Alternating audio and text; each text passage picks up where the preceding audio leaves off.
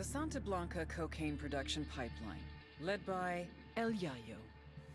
It all starts in the fields with the harvesting of the Erythroxylum novogranitens, aka the coca plant. Of the 200 known species of Erythroxylum, only 2 contain usable levels of cocaine, so you have to know what you're planting. El Yayo knows what he's planting. First, his people strip the leaves off the plant. Then the leaves are dried, finally chopped, and sent to the lab. That's where this chick comes in. La Gringa here is an American chemist with Mensa-level IQ and sub-zero morality numbers. They take the chopped leaves, dust them with lime. That's right, lime. Then pour diesel fuel all over them. Stir for 3 days. You can use a washing machine or a cement mixer, but Santa Blanca does it by hand. Then, they mix all this shit with sulfuric acid, a dash of caustic soda, and bam, cocaine paste. You dry it, chuck in more acid, and pretty soon you got powder. But now you have to purify it because no one wants to snort yellow powder. It's gross. So, a little more acid, some potassium permanganate, pyrolusite. Hungry yet? Filter it with ammonia and beautiful, pure white cocaine. But everyone knows how to do this, right? What makes Santa Blanca so special? What makes SB a brand? Because they figured it out. How to mass produce a custom product. Plant genetics, logistics, mechanization, state-of-the-art labs, reduction of redundancies, quality control, purity of chemicals, and, of course, the secret sauce. They're geniuses. They've taken coke production into the 22nd century. What Henry Ford did for the factory, they've done for the lab. They're innovators, they're pioneers, they're SB.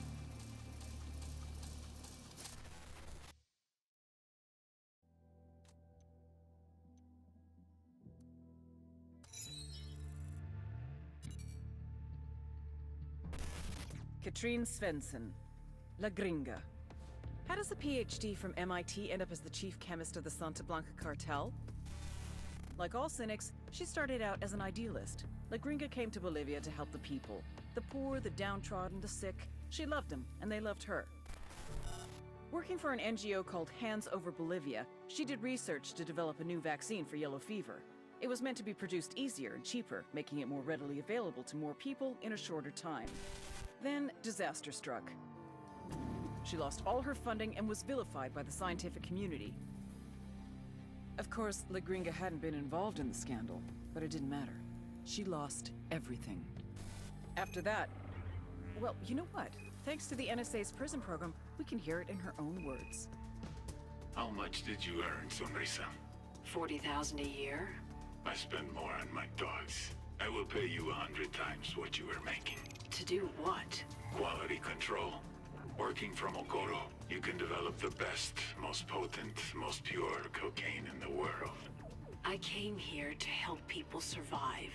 La Gringa, my darling. How do you think the people survive?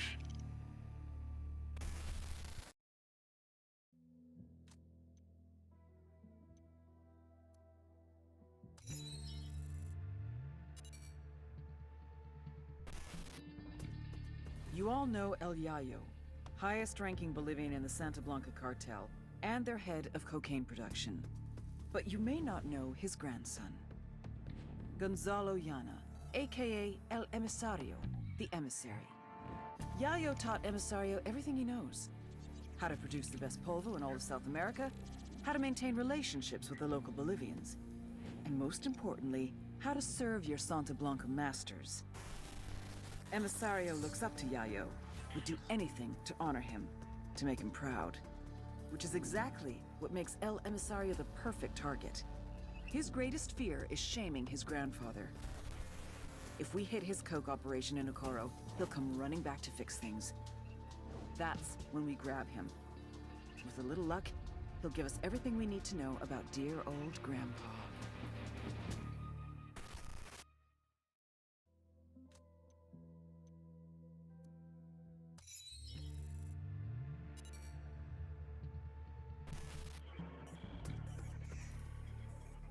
Ruperta Faro, Madurakoka. They used to grow coffee here in Tabacal, but the cartels made them switch to coca. A lot more profitable. If you ever try to snort Italian roast, you'll know why.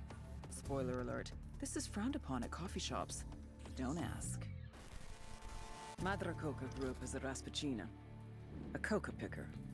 When it comes to illegal coca farms, there's no such thing as child labor laws. It was brutal, backbreaking work.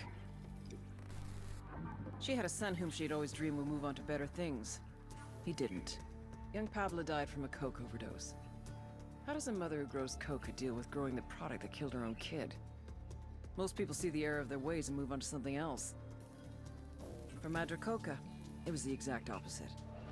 She took out her anger on the people of Tabacao, forcing them to endure the same hardships she had experienced. And like any tyrant, she expanded her empire.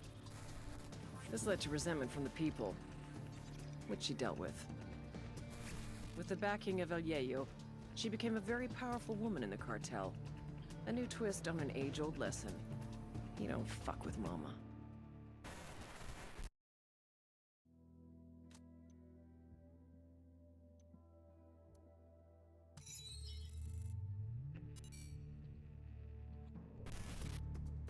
Marcus Jensen majored in chemistry because that's where the steady careers were. Job security, health benefits, 2 weeks vacation, 401k. And best of all, people were hiring.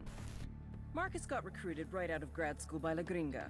Shelter guy that he was, thought he was getting a job with the SB Corporation, a multinational pharmaceutical company based in Bolivia, which, of course, it is. He just didn't realize what the product was. But when he finally figured it out, he decided it didn't really matter. He's making more in 1 month than his friends make in 5 years. And best of all, chicks. So many chicks. Almost as important, for the first time in his life, he's getting respect. La Gringa stationed Marcus at the Chemical Institute in Libertad Province. Over the past 3 years, he's been teaching cartel members how to produce high-quality cocaine. True, most of these idiots never made it past the 2nd grade, but it appears they finally found a subject they're passionate about. As for Marcus, his rationalization is... Look, someone's gonna make the cocaine, someone's gonna make the money. It might as well be me, right? You are right, Marcus, just not for much longer.